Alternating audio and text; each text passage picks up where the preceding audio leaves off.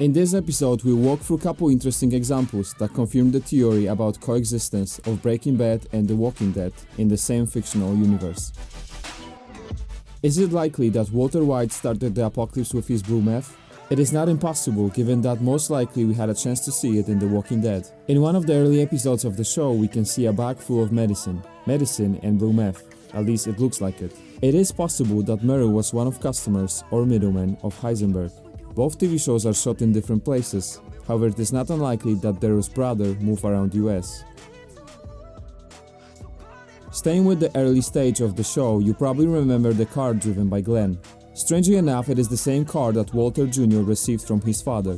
On top of that, main manager of the dealership where the car was bought was named Glenn. The news about new drug lords spread very fast. They've even reached Woodbury with Walter White himself. In one of the episodes, Governor says who lost his life and didn't return to the city in one piece. Among couple names, there was the well-known Heisenberg. If this is truly the same person, most likely they were forced to find a new talented chemist.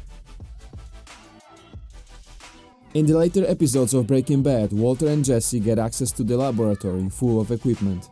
This is the moment where we meet Gale, that helped with the production of Blue Drug. Using his spare time and the lab equipment, he created a coffin maker.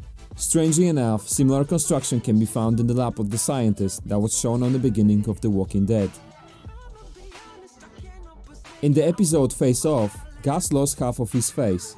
What is interesting, to some degree he survived the explosion and exited the room without half of his face. You have to admit that this scene looked pretty good. I'm curious thanks to who it looks so realistic. As it turns out, this episode came to be thanks to cooperation with the special effects team that normally works with The Walking Dead. Before the scene of explosion, Gus had contact with the Heisenberg's blue meth. Maybe the temporary consciousness under the heavy body damage was an early stage of the virus that evolved with time. At the end, we have a very strong connection to the Breaking Bad. I'm talking here of course about Daryl, who in one of the episodes of 4th season mentions thin, not too tall, white dealer who worked with his brother. He had this habit of using the word bitch, that Jesse Pinkman is so famous for. Janky little white guy. He pulls a gun, sticks it right here. He says, I'm gonna kill you, bitch. Where's my money, bitch? Bitch, where's my money? Oh, that's good. Where's my money, bitch? In today's episode, that's all.